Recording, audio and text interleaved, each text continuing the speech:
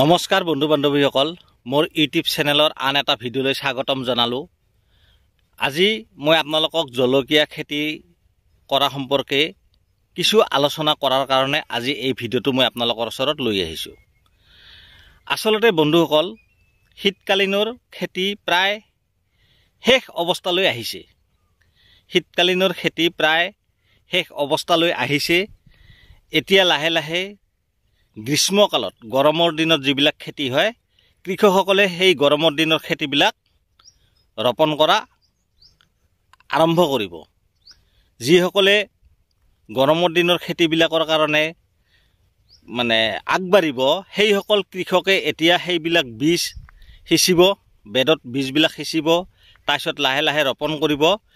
আৰু আপোনালোকেতো নিশ্চয় জানে, আজিকালি কৃষকসকলে প্ৰত্যেকটো কৃষকে আজিকালি এটা বস্তুৱে চায়, সেইটো হ'ল আগতীয়াকৈ বজাৰত কোনেই এই শাক পাচলিবিলাক ওলাই দিব পাৰে। কাৰণ আগতীয়া খেতিৰ লছ নাই। আগতীয়াকৈ বজাৰত যদি এই খেতি শাক পাচলিসমূহ ওলাই দিব পাৰে, তেতিয়াহ'লে লাভৰ মুখ দেখিব পৰা যায়। সেইকাৰণে বৰ্তমান গ্ৰীষ্মকালৰ খেতিৰ বাবে কৃষকসকল সাজু হৈছে। আজি মই এই শীতকালীন জলকীয়াৰ খেতিডৰাত মই আহিছোঁ। আপোনালোকক কিমান জলকীয়া লাগিছে মই আপোনালোকক দেখুৱাই আছোঁ। চাওক, এই চাওক কিমান লাগিছে, চাওক এইবিলাক জলকীয়া। আৰু এই জলকীয়া হৈছে নামধাৰী জলকীয়া। আমাৰ অঞ্চলত নামধাৰী জলকীয়াৰ খেতিটো অলপ বেছি পৰিমাণে কৰে। এতিয়া কথা হ'ল, এই যিবিলাক জলকীয়াৰ খেতি, বাৰিষা কালৰ যিবিলাক জলকীয়াৰ খেতি আপোনালোকে যদি কৰিম বুলি ভাবিছে, এই বাৰিষা কালৰ জলকীয়াৰ খেতিবিলাকৰ কাৰণে সেইবিলাক বীজ বেলেগ হ'ব। কাৰণ যিবিলাক বীজ বাৰিষা বৰষুণৰ পানী পৰিলেও যাতে নষ্ট নহয়, আৰু সেই বাৰিষাৰ যিবিলাক জলকীয়া কৃষকসকলে ৰোপণ কৰিব, সেই জাতবিলাক বেলেগ বেলেগ ধৰণৰ জাত থাকে। ইষ্ট ৱেষ্ট কোম্পানীৰো পাব, আপোনালোকে নামধাৰীৰ পাব, চিনজেণ্টা কোম্পানীৰ পাব। মই পিছত আপোনালোকক কি জাত ৰোপণ কৰিব লাগে মই সেইবিলাক জনাম। আজি কেৱল মই আপোনালোকক এই যি শীতকালীন খেতি কৰিছে জলকীয়া, এই জলকীয়াখিনি দেখুৱাবৰ কাৰণেহে মই আচলতে এই ভিডিঅ'টো লৈ আহিছোঁ। গতিকে বন্ধুসকল, আপোনালোকে নিশ্চয় জানে যে কৃষিত লাভ আছে। কৃষি কৰ্ম কৰিলে, খেতি বাতি কৰিলে লাভ আছে, কিন্তু উন্নত মানৰ খেতি বাতি কৰিব লাগিব।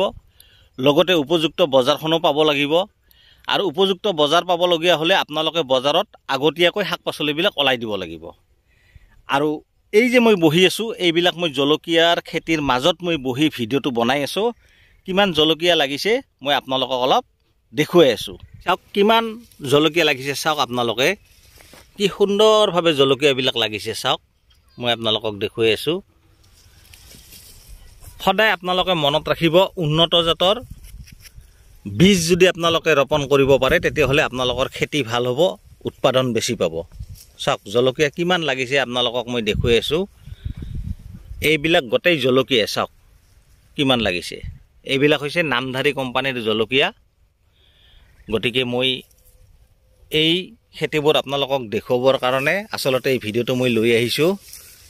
ইয়াত মোটামুটি 3 বিঘামান মাটি খেতি কৰিছে, কেৱল জলকীয়া লাগি আছে। চাওক, এই চাওক কিমান লাগিছে, চাওক এই চাওক খুব সুন্দৰভাৱে ইয়াত জলকীয়া লাগি আছে, দেখিছে আপোনালোকে। বন্ধুসকল, মোৰ ভিডিঅ'টো চাই যদি আপোনালোকৰ ভাল লাগে, এটা ছাবস্ক্ৰাইব কৰি দিব, এটা লাইক কৰি দিব। কাৰণ ছাবস্ক্ৰাইব এইকাৰণে কৰি দিব, মই নতুন নতুন ভিডিঅ' আগবঢ়ালে তাৰ নটিফিকেশ্যন আপোনালোকে তৎক্ষণাত পাব। সেই হেতুকে আপোনালোকে ছাবস্ক্ৰাইবটো দিবলৈ নাপাহৰিব। এইখিনিয়ে ক'লোঁ, ধন্যবাদ।